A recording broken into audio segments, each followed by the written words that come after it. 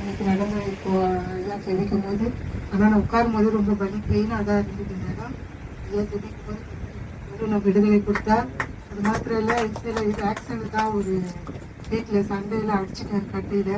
அதுலேருந்து ரொம்ப வீக்கமாகுது, ஒரு பகுதி ஃபுல்லாகவே வீக்கமாக இருக்கும். எந்த வேலையும் செய்ய முடியாது, ரொம்ப கஷ்டப்படுவேன். ஹாஸ்பிட்டல் போய் நான் பார்த்துட்டேன், சில மாத்திரைகளும் சாப்பிட்டு பார்த்துட்டேன். அப்பவும் அந்த வலி அந்த டைம் தான் போகும். அதனால எப்படி வலி எடுத்து உட்காரும்போது ரொம்ப பலவீனமாக தான் இருந்தது. மேடம் அப்படியே பிடிச்ச மாதிரி இருந்தது. அப்படியே என்னால் முடியவே இல்லை. கத்தரின் பலன் கொடுத்தா மாத்திரைலாம் அவருக்கு வாழ்க்கையிலும் கத்தர் கொஞ்சம் பின்தாங்க. காலையில் விடிய காலையில் 3:30 மணிக்கெலாம் நான் எழுந்துருவேன். ஆண்டவர் என்னை எழுப்புறார். ஜெபம் பண்ணிலாம் போனால் தூக்கத்தின் ஆவி அதிகமாக இருக்கும். நானும் ஆண்டவர் கத்தர் பெரிய பலனை கொடுத்தார். கத்தர் கொடா கொடி ஸ்தோத்திரம். கத்தர் கொண்டு பெரிய காரியங்களை செய்ய போயிருக்காக கத்தர் ஸ்தோத்திரம். ஆண்டவருக்காக நான் உழைத்திருக்கேன்னு ஒப்பு கொடுத்திருக்கிறேன்.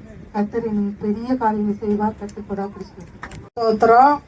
இப்போ கூட எனக்கு உட்காரவே முடியல, இப்படியும் அப்படியும் பிறண்டு உட்காந்துருந்தேன்.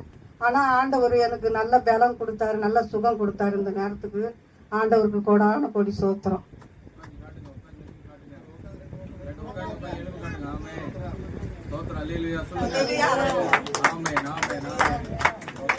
உட்காரவே முடியல. பரிசுத்த நாமத்துக்கு ஸ்தோத்திரம். பாத்தீங்கன்னா கால் வலி ரொம்ப பெயினா இருக்கும். எனக்கு ஐயா கிட்ட சொல்லுவேன், ஐயா ரொம்ப கால் அப்பப்போ வலிக்குதுன்னு.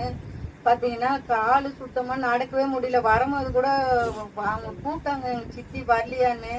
வரக்கூடாதுன்னு தான் என் மைண்ட் செட் போச்சு. இருந்தாலும் நம்ம எப்படின்னா போயிடணும், வலி இருந்தாலும் பரவாயில்லன்னு 6 மணி வரைக்கும் கிளம்பணும்னு நினைச்சேன். கிளம்பவே முடியல. என் பொண்ணு கேட்ட, ஏன் போக மாட்டேற, போறேன்னு தானே சொன்னேன்னு. கால் என்னன்னு தெரியல, வலிக்குதுன்னு சொன்னேன். ஐயா தொடும் போது எனக்கு அப்படியே ஒரு ஒயிட் கலர் ட்ரெஸ் போட்டுன்னு அப்படியே வந்து கையில அப்படியே ஒரு ஆட்டுக்குட்டியை தூக்கிட்டு வந்து கையில கொடுத்த மாதிரி எனக்கு அப்படியே ஒரு உணர்வு.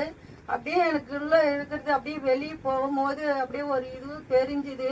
ஆண்டவர் எனக்கு ஒரு பரிசுத்த ஒரு பலனை கொடுத்தாரு. அதுக்காக கர்த்தருக்கு கோடான கோடி ஸ்தோத்திரம். கண்மணி போல் பாதுகாத்தார், குடும்ப தேவையும் சந்தித்தார். அது மாத்திரம் இல்ல, எனக்கு 2 வருஷமா முட்டி வலி தான் அதிகமா இருந்தது. ஆனா ஹாஸ்பிட்டல் கூட போயிட்டு பார்த்தோம். மாத்திரை போற டைம்ல கொஞ்சம் சரியா இருக்கிற மாதிரி இருக்கும். ஆனால் கர்த்தர் இன்று விடுதலை கொடுத்தார். கர்த்தருக்கு கோடான கொடி ஸ்தோத்திரம். 2 வருஷமா இருந்த முட்டு வலியை கர்த்தர் மாற்றி